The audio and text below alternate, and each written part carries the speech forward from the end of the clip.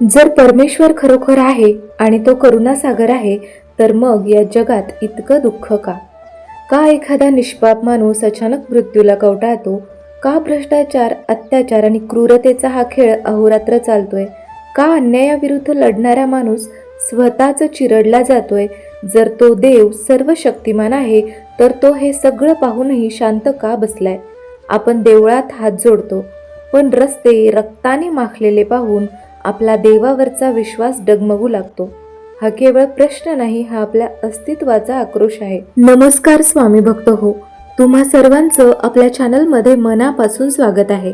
तुमच्या मनातल्या सर्व चांगल्या इच्छा पूर्ण होऊ देत, ही स्वामीचरणी प्रार्थना. श्री स्वामी समर्थ. मित्रांनो, पुढे जाण्यापूर्वी एक छोटी विनंती आहे. स्वामी परिवाराचा भाग बनण्यासाठी चॅनलला नक्की सबस्क्राईब करा, कारण इथे आम्ही केवळ अध्यात्म नाही तर जीवन जगण्याची कला शिकवतो. व्हिडिओला लाईक करा, शेअर करा आणि कमेंट्स नक्की करा, कारण आम्ही तुमची प्रत्येक कमेंट वाचतो. आपण देवाला करुणेचा सागर म्हणतो, पण जेव्हा एखादी आई आपल्या लहान मुलाच्या मृतदेहावर हंबरडा फोडते, तेव्हा ती विचारते, देवा तुझी करुणा कुठे होती? जेव्हा एखाद्या नराधमाकडून निष्पाप जीवावर अत्याचार होतो, तेव्हा काळजाचा थरकाप उडतो. आपल्याला वाटतं परमेश्वराने एका क्षणात हे सगळं थांबवावं, पण विचार करा, ज्या दिवशी देव सर्व काही आपल्या इच्छेनुसार घडू लागेल, त्या दिवशी मानवाचं स्वातंत्र्य संपेल. हा जगण्याचा खेळ हा केवळ आनंदाचा नाही, तर यात दुःखाच्या छटाही तितक्याच गडद आहेत.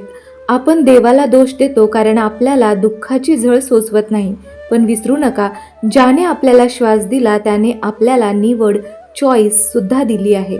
दुःख हे देवाने निर्माण केलेले नाही, तर ते मानवी कर्माच्या आणि निसर्गाच्या नियमांचे परिणाम आहेत. देवाला दोष देण्यापेक्षा या दुःखाच्या आगीत आपण अधिक कसं शुद्ध होऊ शकतो, हाच खरा प्रश्न आहे.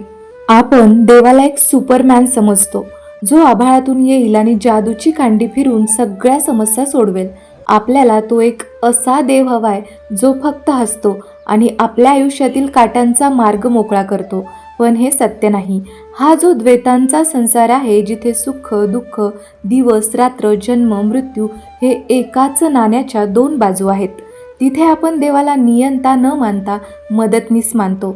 हे म्हणजे समुद्र शांत राहायला पाहिजे अशी अपेक्षा करण्यासारखं आहे.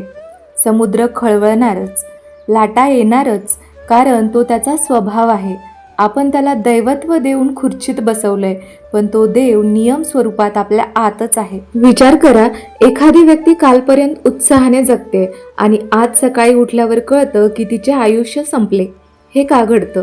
का एक बाळ सोन्याचा चमचा तोंडात घेऊन श्रीमंत घरी जन्माला येतं आणि खेळणी मिठाईत वाढतं, तर दुसरं बाळ फुटपाथवर उपाशीपोटी जन्माला येतं, जिथे एका वेळेच्या अन्नासाठी वणवण करावी लागते.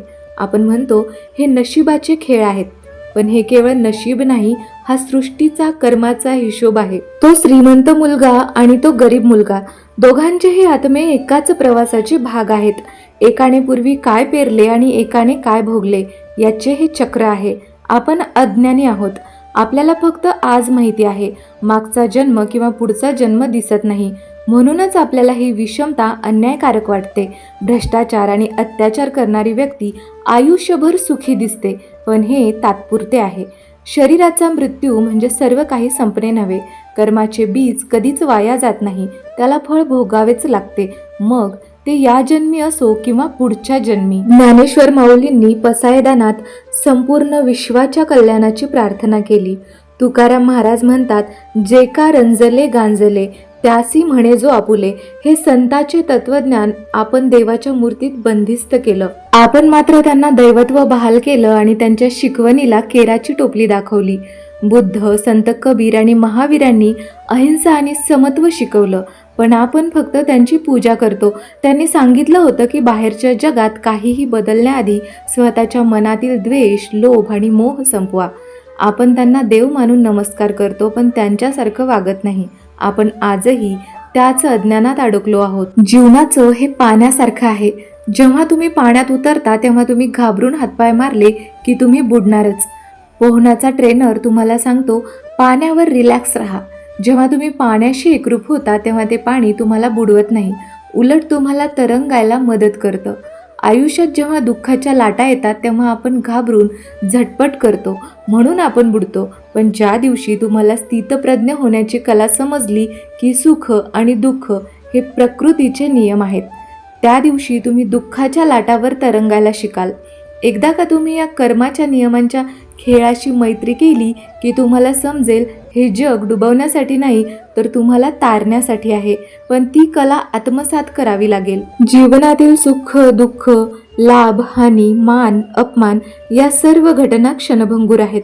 संतांनी शिकवलेला निर्विकारपणा म्हणजे या घटनांकडे अलिप्त साक्षीभावाने पाहण्याची कला.